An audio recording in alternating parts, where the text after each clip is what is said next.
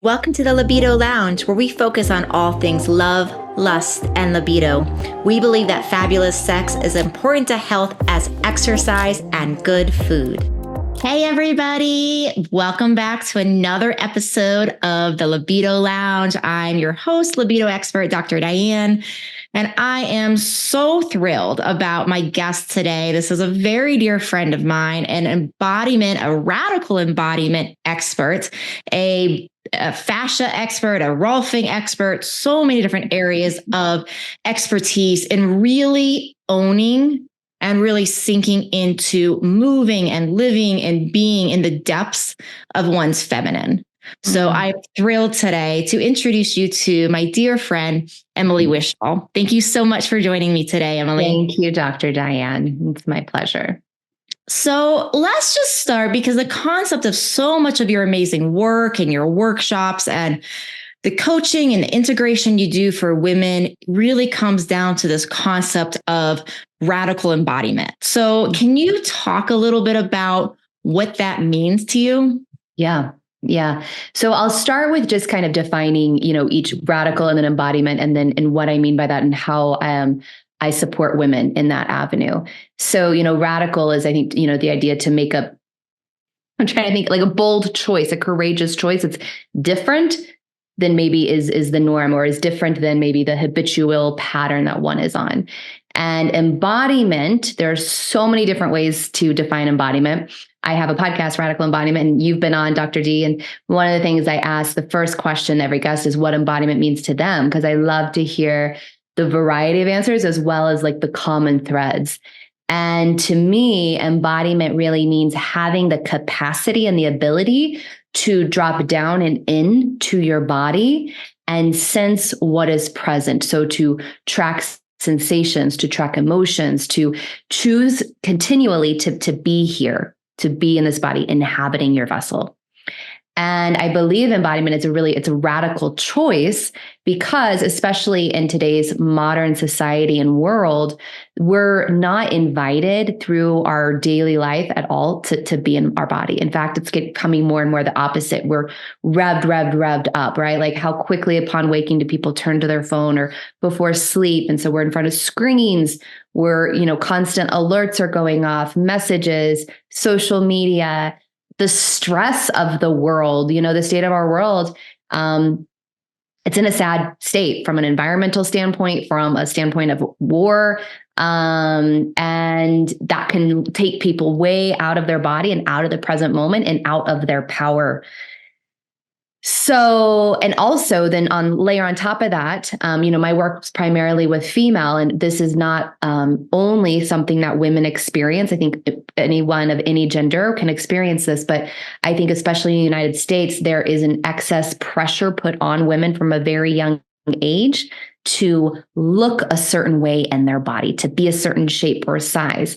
And when we're feeling like our body's a problem, like we're not enough, when a woman's worth is on an unconscious level tied into her physical appearance and or her weight or her shape, that puts another thing where it just takes us out of our body even more, because we believe our body is a problem. We're constantly trying to fix it, to lose weight, to try this next fad.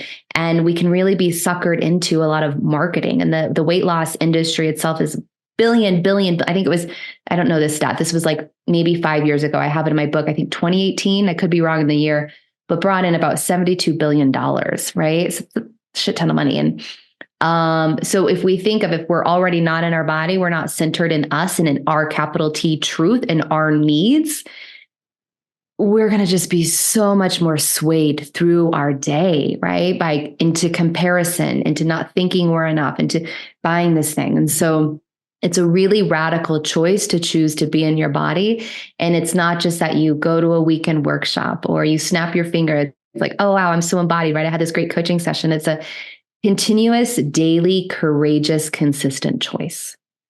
I love the word courageous. And I think that explanation is so important. And really when it comes down to the concept of libido, right? And the concept of pleasure and passion, relationships, and all the things we talk about on this particular show, one of the things I talk about a lot is this concept of we can't experience pleasure if we're not actually inhabiting our body, like you're talking about, if we're not basically, like, in your terminology, being radical embodied, that is allowing us to experience pleasure. And where I want to go with this conversation is what I'm hearing in some of what you're saying is due to society, due to the media. I think we can throw on magazines and airbrushing and all the different things we're subjected to.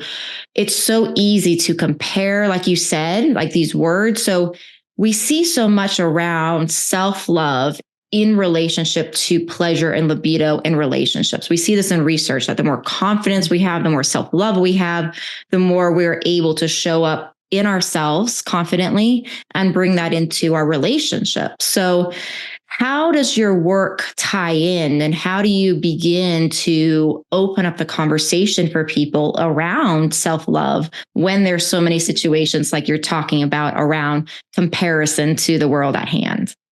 Yeah.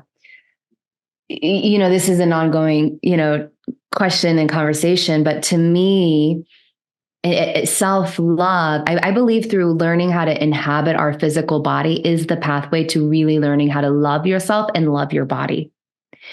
And so like that is the key. And I love that you brought up the pleasure. Like that is like where our pleasure resides. It's also where a lot of uncomfortable things, right? Maybe a lot of suppressed, repressed emotions live, which is why it is so courageous, because it can bring up a lot, but it is that pathway done in a way that's safe, done in a way that's held in a container. So you're not alone in that, you're supported. That allows us to have a wider range of spectrum, right? Of what we're experiencing, from pleasure to discomfort, but being with it all. And so coming back into the self-love, I think it is inhabiting this vessel, because when we're here, we're present. And when I'm saying here, I'm like in our body, right? When we're here, we're in the present moment. I think it's our anchor into the present moment. And it helps to just naturally, from a nervous system level, bring us a little bit more into a parasympathetic state, just a little bit more in that healing, rest, relaxed state. So we're not so much in fight, flight, or freeze, which also might activate some, unkind thoughts to ourselves.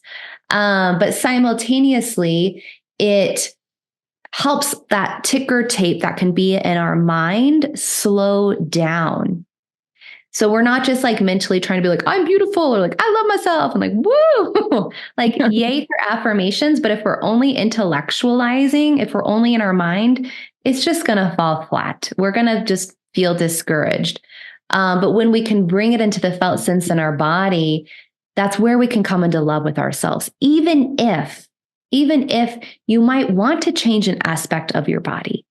There can be a deep level of acceptance for yourself, for your body, and want to gain muscle mass, and want to increase mobility, and want to release some of this tension and pain your body's holding on to. But when we come through those changes and shifts we desire to help continue to optimize our wellness and our health from a place that's embodied, from a place where we're choosing from capital T truth, not from being fixated or suckered into these kind of media or marketing traps or ego traps, it allows for more sustainable change. It allows for something that even just feels good in the process. We're doing it because we love ourselves. We're not doing, the external activity sometimes can look kind of similar as far as diet shifts, exercise changes in movement, etc. So sometimes they look a little similar, but the internal felt sense and how we feel about ourselves can feel very different depending on what our underlying, motivating factor is. Yeah, I really appreciate that. And one of the things I want to just emphasize, because I think it's super important, is that conversation about paradox, right? Because what I hear and what you're suggesting is largely, and there's so many things, but one component is, yes, we can completely love and accept ourselves fully and become embodied and really, really inhabit internally, and at the same time still be making changes to improve certain things about ourselves. That oftentimes we can see that sometimes as it's paradoxical. How can these things both exist at the same time? But that's what we're really doing, is we are allowing these things to exist simultaneously. And I think sometimes this is a hard thing, the idea of paradox, loving oneself, being embodied, approaching everything you mentioned, diet, lifestyle, day to day, can be a huge challenge for people to do that. And at the same time, love oneself, and at the same time then be like, okay, well, I am going to change my diet, or I am going to do that exercise routine because I also want to improve upon myself, even though I love and am embodied where I'm at. Do you have any additional advice on how people can do that, around how we can begin to accept that scenario that really seems paradoxical? Yeah. I mean, to start, I see the paradox in it, or the duality. And yet I think when you're really into embodiment, I think is like, I'm going to back up a little bit and answer that. I think of embodiment kind of like a muscle. So say, again, you want to increase our muscle mass. Strength training is very important, especially for females, right? We lose, 3% of our muscle mass every decade, starting age 30, if you're not actively working on that. It's an important thing to know, I believe, for our health. But if you think of embodiment as a muscle, like any muscle, you need to work it, right? It needs to be practiced, particularly because then in situations where you're triggered, right, where you feel upset or jealous or angry or pissed off, you're agitated, my fucking computer won't work, like whatever's happening. If you have been doing some sort of embodiment practice on a regular basis, it will be likely more available in those moments for you to take a breath and make a different choice versus going into full-on reaction mode. And as we build our capacity to be with ourselves, to be with our body and our experience, I believe the greater than our self-love, our tuned inness to our body in regards to what does our body need? Like, what is my body really craving food-wise? So not just like, I want sugar, I want this, but like, what do I really need? Like, wow, I really need some protein today.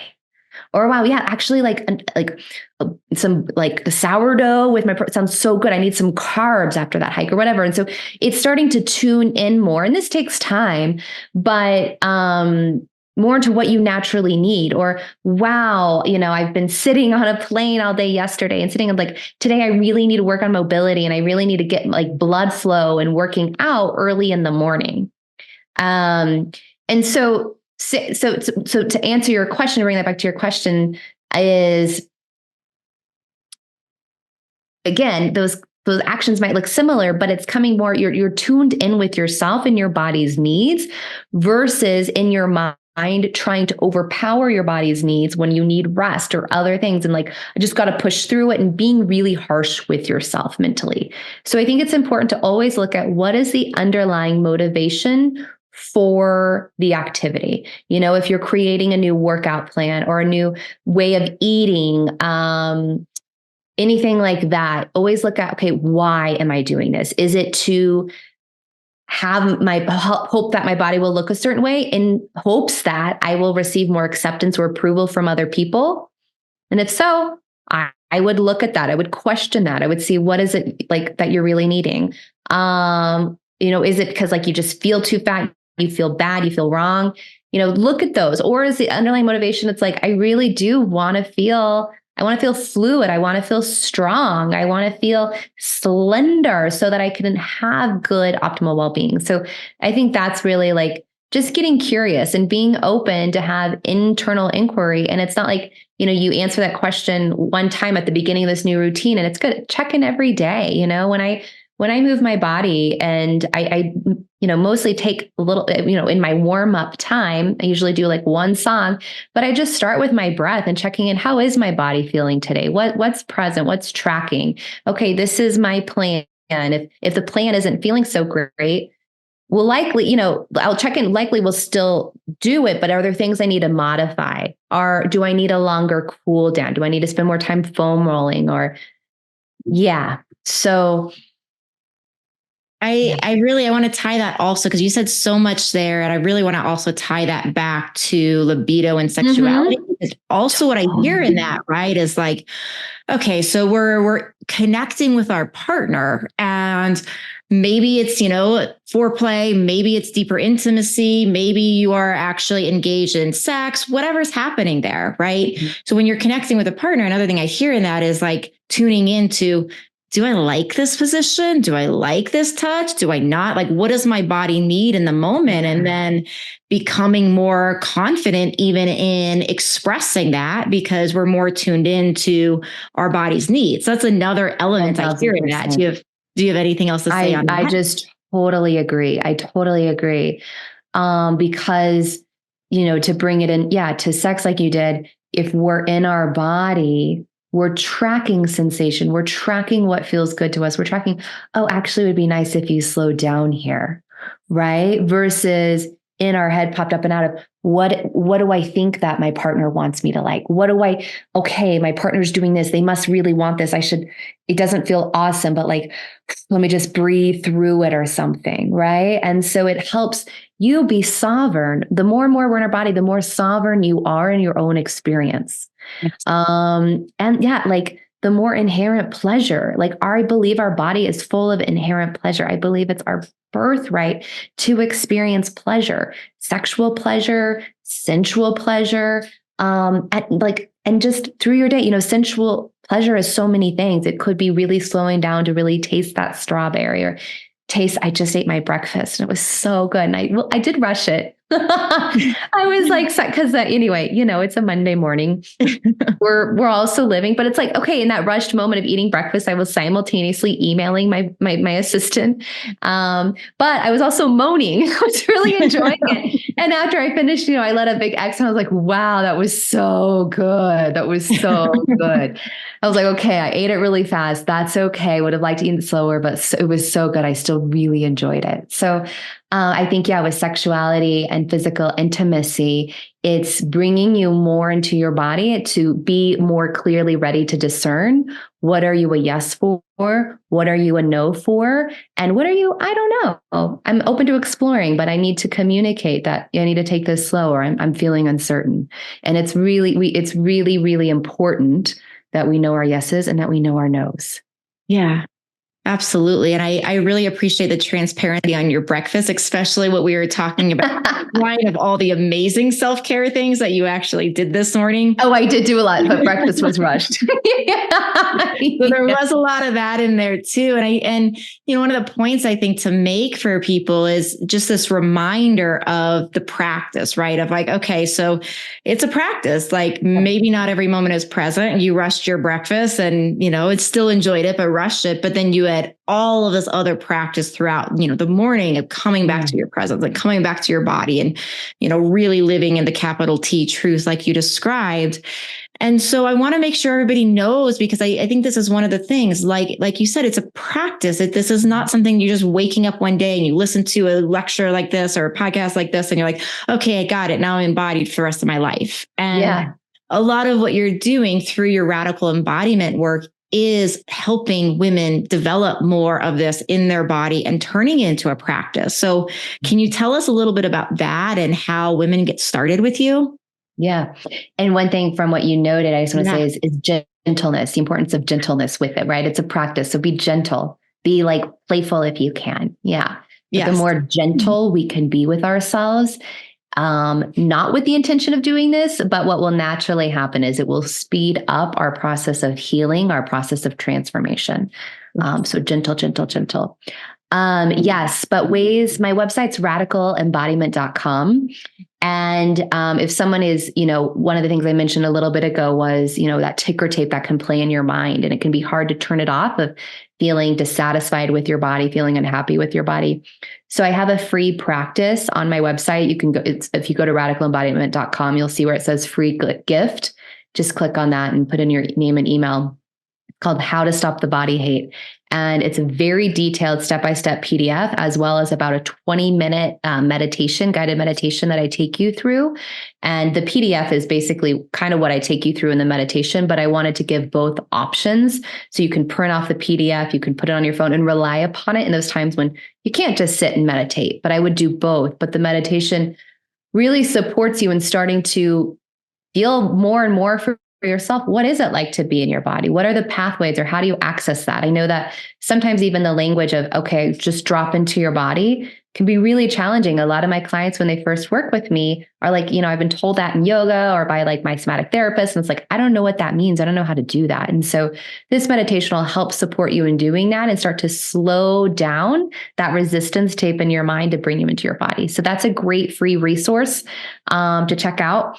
And when you go to my website, you'll see I have a book, Radical Embodiment, a practical guide to celebrating the skin you're in. That's also an awesome resource. You can check that out. There's 12 practices through the book that are all cumulative. So another great way to start. Or, you can also see, if you're curious more about working with me one-on-one or my online course, you can book a call. Amazing. And I'm so excited about that meditation. I didn't even know that was part of your resource. I will check that out later today. So I can't wait for that. Thank you. Hey, so much for spending time with me. And you guys, everybody all of this information will be in the show notes from today's episode about how to get that downloadable PDF, that meditation, as well as all these different resources of how to work with Emily. And that concludes our episode today. So signing off here, this is Dr. Diane reminding you to always stay classy, always stay sexy, and always remember to be a little badassy. See you on the next episode. Bye. Bye. Thank you, Dr. Diane. Thanks, everybody. Bye. Bye, everybody. Thank you for listening to the Libido Lounge. Please don't keep me a secret. Please share this with your friends. You can find me on YouTube, on Instagram, as well as how to work with me at mylibido.com.